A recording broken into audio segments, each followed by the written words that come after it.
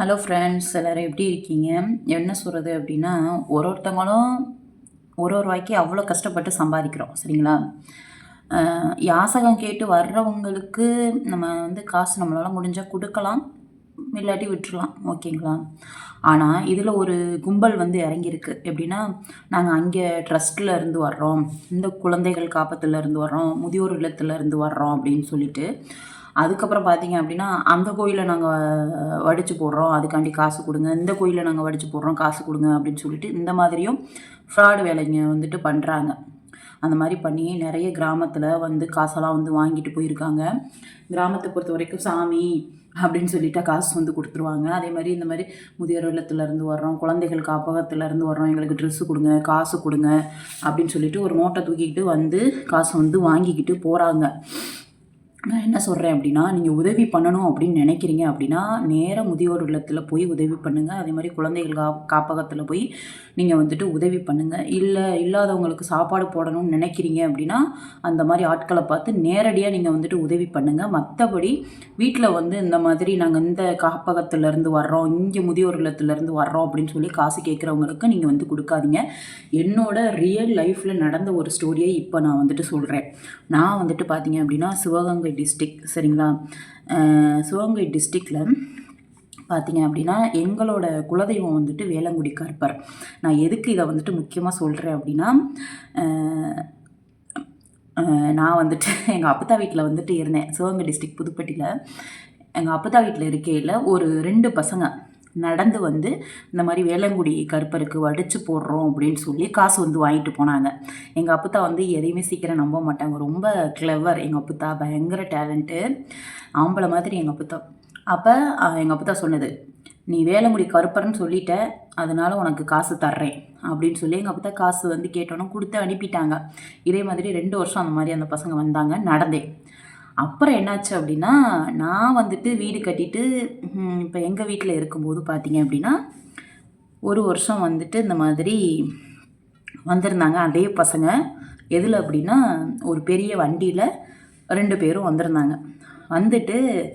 சொல்கிறாங்க, நாங்கள் இந்த மாதிரி வேலங்குடி கருப்பர் கோயிலுக்கு வடித்து போடுறோம், காசு கொடுங்க அப்படின்ட்டு.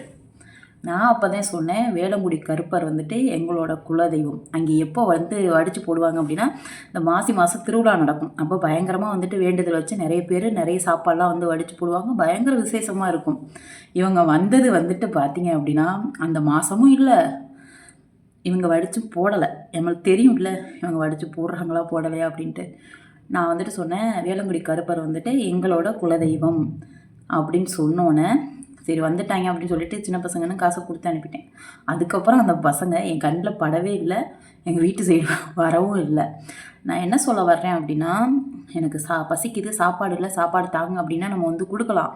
பட் பொய் சொல்லி இந்த மாதிரி பண்ணுறவங்களுக்கு நம்ம என்கரேஜ் பண்ணக்கூடாது. அதை தான் நான் சொல்கிறேன். ஒருத்தவங்களும் கஷ்டப்பட்டு சம்பாதிக்கிறோம். நம்ம வீட்டில் சும்மா உட்காந்துட்டு இருந்தோம் அப்படின்னா நம்மளுக்கு யாரும் ₹1 கொடுக்க மாட்டாங்க, சரிங்களா?